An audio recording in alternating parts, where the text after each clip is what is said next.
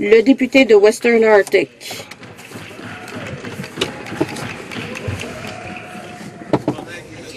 Merci, Monsieur le Président. Je tiens à remercier tous ceux qui m'appuient ici, parce que mon discours porte sur un projet de loi très difficile que le gouvernement nous a présenté. Le projet de loi C-27.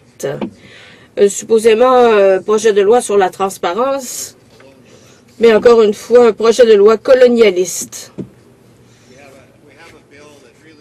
Nous sommes saisis d'un projet de loi qui touche, qui rejoint un segment minime de la société qui estime que les Premières Nations ne font pas preuve de suffisamment de reddition de comptes et qui exige un système de reddition de comptes inacceptable. Un système qui ne répond pas aux besoins des Premières Nations et qui leur impose un fardeau qui, dans certains cas, les désavantagera par rapport aux autres Canadiens. Ce projet de loi oblige les Premières Nations encore assujetties à la loi sur les Indiens d'afficher publiquement leurs états financiers ainsi que toute somme versée aux chefs et aux conseillers de bande, quelle que soit leur source, les rapports vérifiés sur les états financiers et les rapports sur l'argent versé aux chefs et aux conseillers. Ces documents doivent se trouver sur un site web pendant 10 ans. Toute cette information est déjà rendue publique par le truchement du ministère des Affaires autochtones, sur demande. Donc, on peut déjà se procurer cette information si on la veut.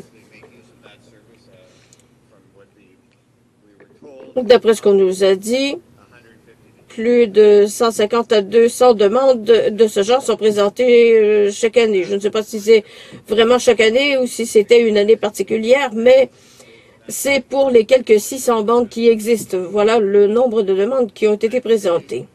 Au comité, quand on a envoyé ce projet de loi au comité, même ceux qui appuyaient le projet de loi disaient qu'il fallait y apporter des amendements.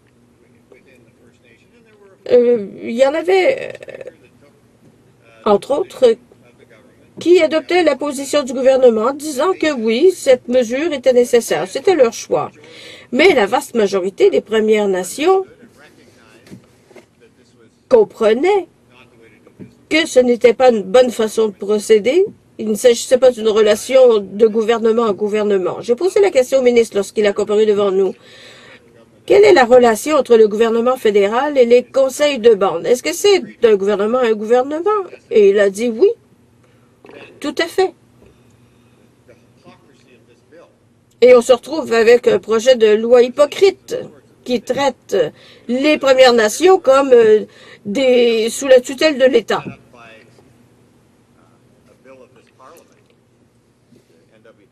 La loi sur les territoires du Nord-Ouest fait en sorte que le gouvernement des territoires du Nord-Ouest choisit sa façon de rendre publique l'information. Ça s'applique autant au Yukon qu'au Nunavut. Donc, le gouvernement reconnaît qu'il s'agit d'une relation de gouvernement à gouvernement, mais il ne traite pas, par contre, les Premières Nations de la même façon que les autres gouvernements.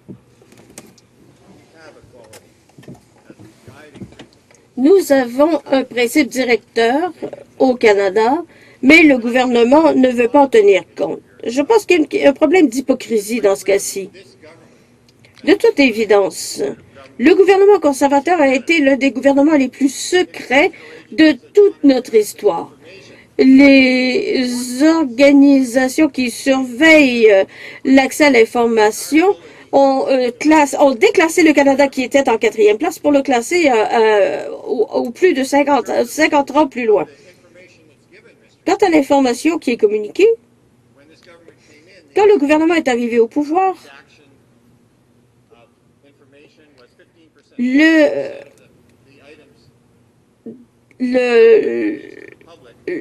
l'information qui était rendue publique était caviardée à 15 %. Maintenant, c'est à 47 %. Est-ce que la nature du gouvernement a changé à ce point? Est-ce que le secret est devenu aussi important? Eh bien, si c'est aussi important pour ce gouvernement, pourquoi insiste-t-il que les gouvernements des Premières Nations, eux, doivent communiquer dans le domaine public toute leur information de sorte que n'importe qui n'aime pas les Premières Nations puisse aller chercher des poux à ces Premières Nations. C'est ce que veut faire le gouvernement avec les Premières Nations et c'est ce qu'il fait avec ce projet de loi. Quelle honte! Le gouvernement aurait pu dire aux Premières Nations, au moyen d'incitatifs, que les gouvernements des Premières Nations doivent élaborer leur propre système d'information. Et d'ailleurs, elles ont été nombreuses, les Premières Nations, à le faire. De nombreux témoins sont venus nous dire, voilà comment nous divulguons notre information. Nous avons mis sur pied nos propres systèmes. Et qu'a fait le gouvernement? Il veut imposer une solution unique. En quoi est-ce qu'il s'agit d'une relation de gouvernement à gouvernement? Le gouvernement devrait avoir honte de ne pas traiter les Premières Nations de façon respectueuse. C'est un problème qui existe au Canada depuis un siècle. Je pensais qu'on pourrait résoudre ce problème de manque de respect aux Premières Nations après avoir signé des traités avec les Premières Nations, après avoir pris leurs terres. Quand va-t-on leur faire preuve de respect? Parlons du gouvernement conservateur un instant. Parce que ce projet de loi va être adopté, on va se retrouver avec des Premières Nations qui vont devoir attendre 3 ans pour que le problème soit corrigé. Mais, pour l'instant, le gouvernement actuel a beaucoup nui à la transparence et à la reddition de comptes. Le gouvernement a créé le poste de directeur parlementaire du budget pour accroître la transparence du Parlement. Depuis ce temps-là, on n'a pas arrêté de refuser de fournir de l'information au directeur parlementaire du budget qui a même menacé de poursuivre le gouvernement en justice pour pouvoir obtenir les documents dont il a besoin pour informer les députés.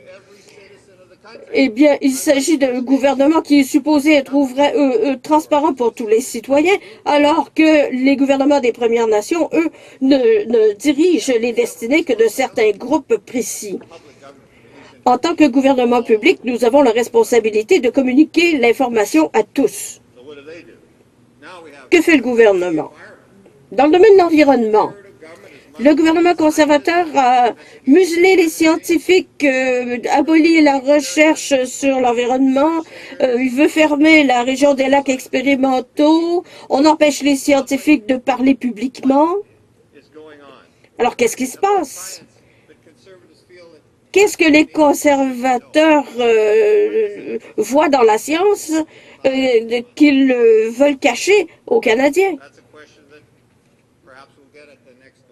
Peut-être qu'on trouvera la réponse à cette question à la prochaine élection. On laissera les Canadiens décider quelle information doit être rendue publique. Le rapport du vérificateur sur les F-35, la façon dont sont traités les rapports des vérificateurs généraux. Dans son premier rapport, Michael Furnison a dit que le ministère de la Défense avait misé sur les F-35 sans avoir fait d'études, ou alors sans être certain qu'on pourrait les utiliser pour remplacer les F-18. On a parlé aussi du manque de coordination entre les ministères. Que fait le gouvernement? D'abord, il dit que l'information est fausse après avoir refusé de fournir l'information demandée. Et ensuite, on essaie d'empêcher le comité de tenir des réunions. Vraiment, ce ne sont pas là les actes d'un gouvernement qui appuient la transparence et la responsabilité. Enfin, je pourrais être intarissable quant au manque de transparence et de responsabilité de ce gouvernement. Les Canadiens aimeraient peut-être entendre parler de tous les problèmes que ça pose. On pourrait parler des appels automatisés, des programmes idéologiques, mais il ne me reste que 30 secondes. Alors que les conservateurs disent que le plus grand problème, c'est la responsabilité, alors que les gens des Premières Nations vivent souvent dans des conditions de tiers-monde, c'est de l'hypocrisie. Questions et observations. De Louis Senlara. Merci beaucoup, Monsieur le Président. I want to thank my colleague from Je veux remercier mon collègue de Western Arctic de son formidable discours. Il connaît très bien le sujet. Il a toujours bien défendu les Premières Nations et je suis très fier de lui. J'ai une question pour lui. J'ai vu les chiffres. À l'heure actuelle, les administrations autochtones déposent plus de 60 000 rapports tous les jours au ministère des Affaires autochtones. C'est 165 rapports tous les jours qui doivent être remis au ministre. Et maintenant, les conservateurs ont le culot de nous dire qu'il n'y a pas de responsabilité, qu'il n'y a pas de transparence,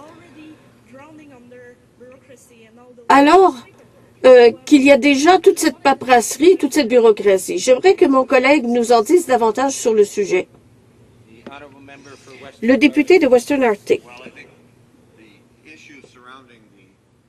Eh bien, la question du nombre de rapports que les Premières Nations doivent déposer est vraiment extraordinaire. Ces gouvernements-là sont enlisés dans la paperasserie par le gouvernement fédéral, par la bureaucratie du ministère des Affaires autochtones. Ça ne fait aucun doute.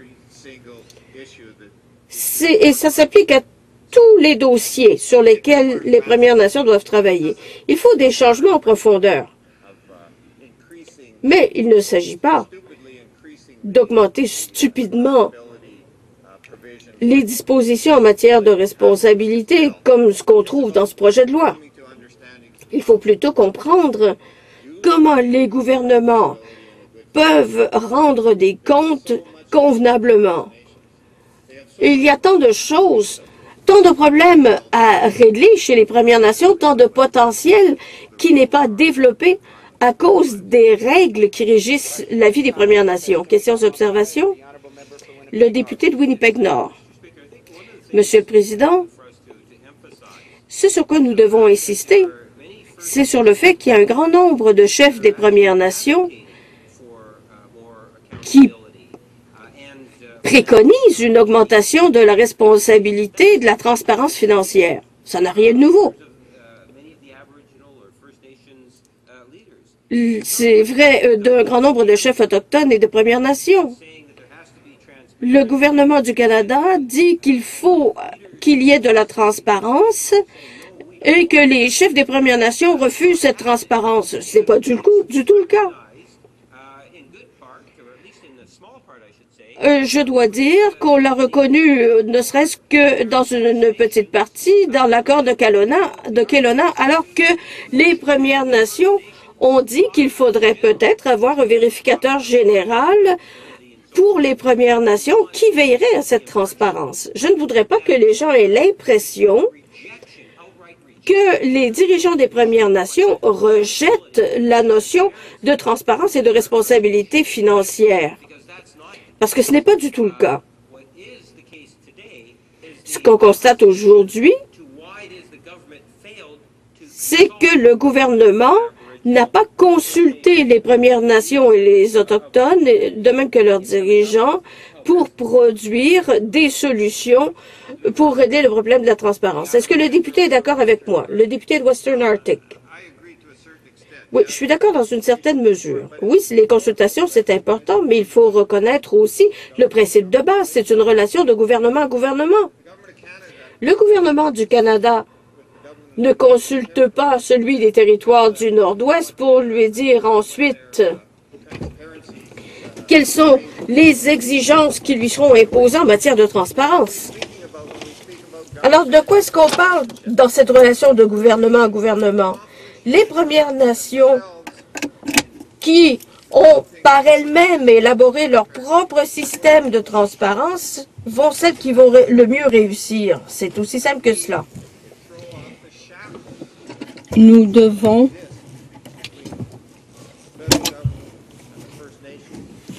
enlever les obstacles à la relation entre le gouvernement fédéral et les Premières Nations.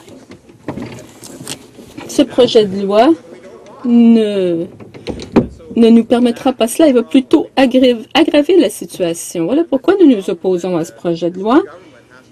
Et le gouvernement doit reconnaître qu'il fait fausse route. Il nous présentera d'autres projets de loi pour les Premières Nations et ces projets de loi seront tout aussi problématiques.